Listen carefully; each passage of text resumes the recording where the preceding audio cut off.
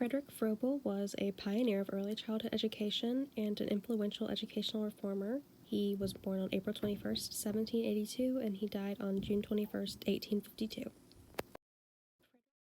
Froebel is credited for the invention of the word and the concept of kindergarten. He was one of the earliest educators of the 19th century that articulated and outlined the basis in which young children learned. He gave rise to the idea of having a philosophy of education. He emphasized the role of parental guidance in education, and he was among the first educators that saw the value of creative expression and play.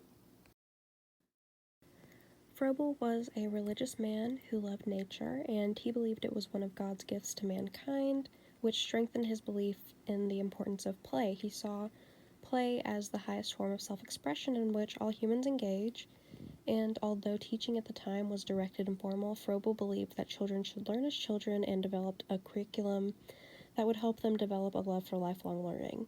He was influenced by the work of Jean-Jacques Rousseau and Pestalozzi, which were philosophers at the time that he was developing his theory, and he believed that early childhood education was essential to educational and social reform.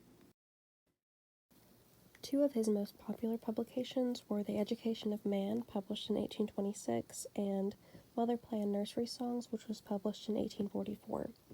Education of Man is a philosophical presentation of the principles and methods that he used at the school he taught at, and Mother Play and Nursery Songs was a collection of nursery songs and play techniques that included lengthy explanations of their meanings and use.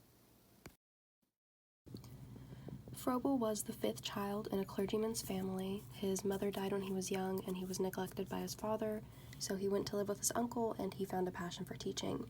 Before he pursued teaching, he was an apprentice to a forester where he was able to connect with nature and his religion. And he opened an infant school called Child Nurture and Activity Institute, which he eventually renamed to kindergarten in Blankenburg, Prussia in 1837. Froebel's philosophy has extended into today's methods of teaching. Early childhood teachers allow children to have time and play or express themselves physically or creatively in the classroom at points throughout the day. Froebel's kindergarten was a program built on his view that children are young people with their own needs, interests, and motivations who engage with the world using all of their senses. He created the program to stress the idea that there should be an environment that offered exposure to nature, social interactions, and instructive materials as a way to help them develop.